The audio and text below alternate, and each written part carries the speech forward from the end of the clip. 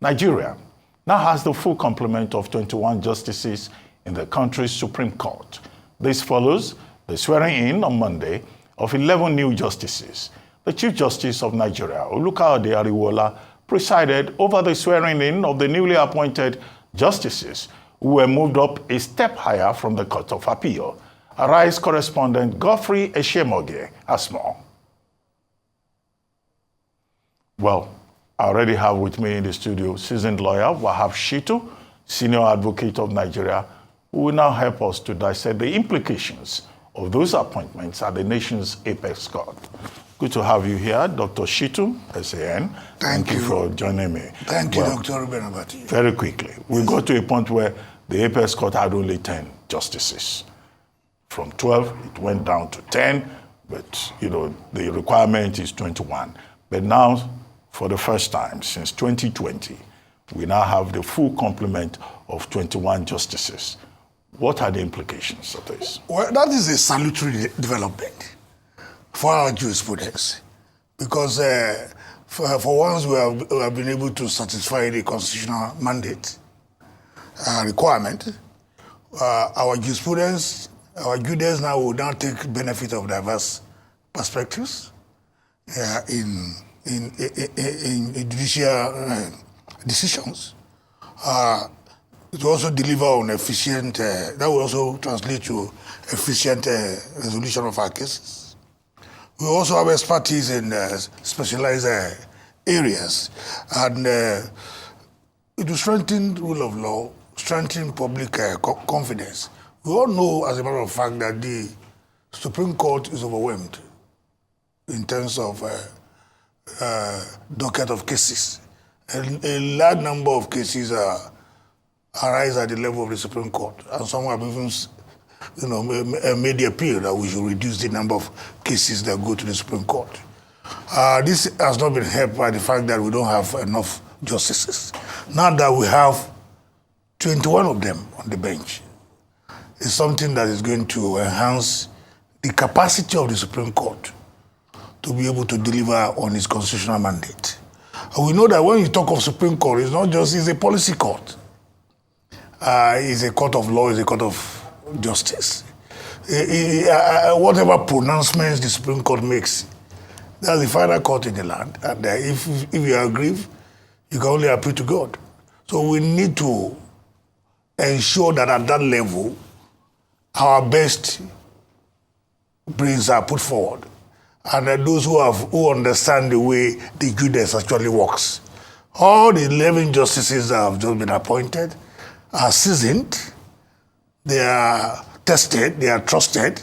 They are people that have gone through the very strict filtering process for them to be appointed. And the expectation is high that they will deliver, and the entire, judiciary looks forward to them to be able to live up to expectations. Well, but there are issues. Yes. You use the word diversity. But some people say, in fact, in terms of the process of appointment, there isn't enough inclusivity, there isn't enough diversity, and that we need to change appointment to the apex bench from just promotion. All the 11 justices came from the Court of Appeal. And there is very strong advocacy, as in, say, in Canada, where you have academics appointed to the Constitutional Court, to the Apex Court. You have senior lawyers appointed.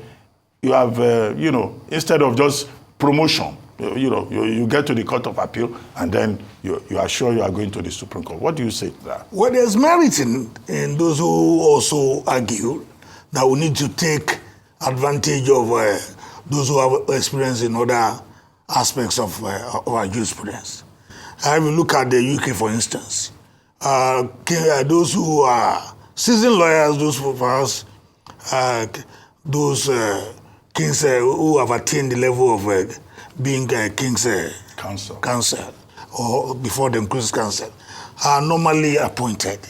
And why can't we have appointments from the rank of senior advocates of Nigeria, those who who are seen as the experienced or who have paid their dues in terms of integrity, in terms of character, in terms of competence, in terms of knowledge. I think we can also draw from such a pool. Okay, what about, like you also mentioned, academics? Seasoned professors who have written very, very authoritative books, who have made significant contributions to our jurisprudence. Those two can be considered. I don't think we should just restrict appointments to the judges alone. I mean, what you describe as promotion.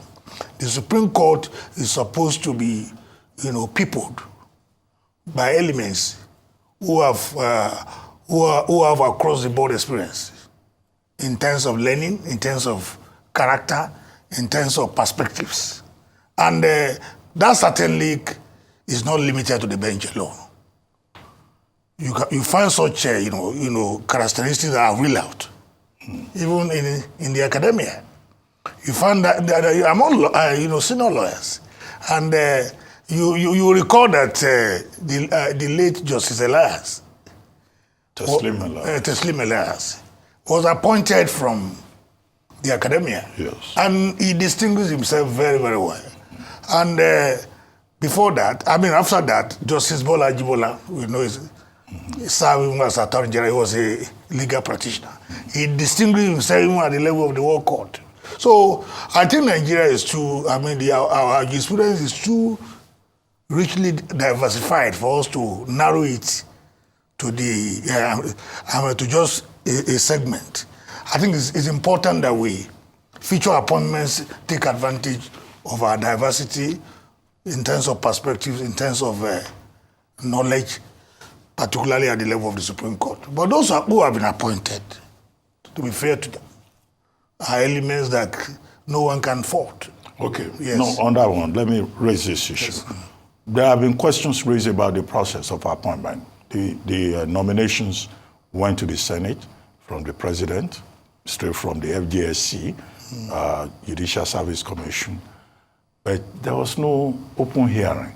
In the US, for example, if a president is going to appoint, justices of the Supreme Court, there will be open hearing. People will raise questions about them, but in this case, the Senate just voice vote. They say, SSS has looked at them. They are men and women of integrity and other. The state security should not even have a hand in the appointment of judges doing security screening.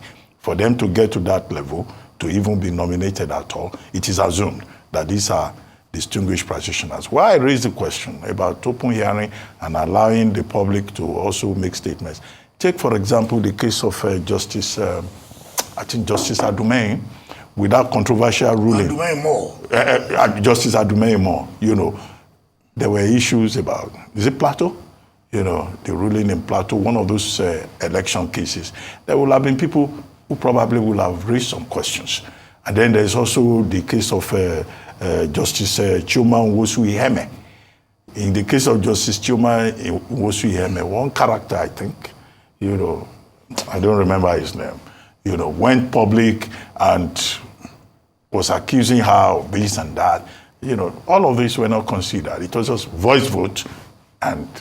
Well, that is something that one can place, the blame can be placed at the doorstep of the Senate for not having done sufficiently thorough job in ensuring that there's much more public participation in the process.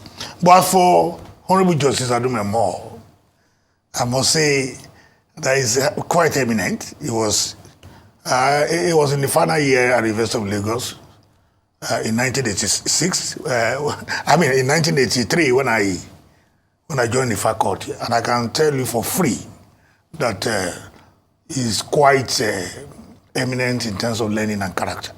I don't want to join issues with others. But again, there's merit in what you have said, that in such sensitive appointment as appointment to Justice of the Supreme Court, we should not take anything to chance. Indeed, what I see clearly that I want to recommend is this example in Singapore, the way the Prime Minister emerged. The strict filtering process that led to the emergence of the Prime Minister, where indices such as performance, index review, character, integrity, quality, and all that. And a lot of people participated. And at the end, the best hands emerged. I think we can replicate that in our judicial appointment, so that we see that the people, we allow people to comment. Even if you cannot get appointed as a senior advocate, for instance. Names are published, so that people can make comments. So there's merit in all the issues, concerns you have raised. But I think in spite of all those concerns, I've always advocated that we should reinvest faith in our judges. Because the alternative to that is anarchy. Well, talking about that, the CJN, yes, Justice Ariwola, at the ceremony, told the new justices, the 11 Supreme Court justices, that they should see themselves as representatives of God on earth. This Supreme Court has been so heavily criticized by, Nigerians, particularly in election cases. Is it possible for the Judex to actually be a representative of God on earth? Particularly this Supreme Court. You're talking about jurisprudence. Let me say for free okay, that it is very, very difficult to satisfy the political class, the Nigerian political class. It has its own peculiar character. And in one breath, when judicial decisions turn in their favor, they sing the praises of the Judas to high heavens. And when they lose, they're also bad losers. I think what we must appreciate that it is grossly an anomaly for the Judas to intervene in the democratic process. It's an exception rather than the rule. I think what we should do is to strengthen our electoral process in such a way that there will be zero tolerance for rigging, and then there will be zero tolerance for malpractices. Because when you now say, okay, 21 justices should come and determine, or 7 justices should determine for the rest of Nigeria on who is validly elected as our president. There is something innately wrong with that process. You cannot substitute 7 wise men for how many Nigerians? So if it is when we refused to allow the process to work, and when we refuse to be good losers, that you trust the responsibility on the Judas. And I think we should salute the Judas for acting or delivering in spite of the difficult circumstances in which they operate. Well, finally, Dr. Shittu, we now have the full complement of justices. But beyond that, you yourself use the word jurisprudence. Jurisprudence was such a big deal during the period referred to as the golden years of the Supreme Court of Nigeria. So it's not just about number, it's not about promotion, it's about the quality of the jurisprudence. I know some lawyers who say, look, if you read some of the recent ruling judgments from the courts, you really don't see quality law there. What you see is technicalities. So looking forward, do you think we're going to see a more robust Supreme Court? What is the expectation? Because we all know these justices, we know the can they make the difference? Well, if you ask me that question, my answer would be yes. On a note of optimism. Because I think the best way to be able to have a quality-driven judiciary, one of the fundamentals, is for public confidence to be restored, for people to have confidence in our judiciary. I don't think we should just condemn them even before they are given the opportunity to show what they can perform. Right. I think what is important is to invest faith and reinvest faith in our judiciary. The alternative to that is anarchy. Well, thank you very much, Dr. Wahab Shittu, SAN, for joining us on This Day Live, the Sunday Talk Show.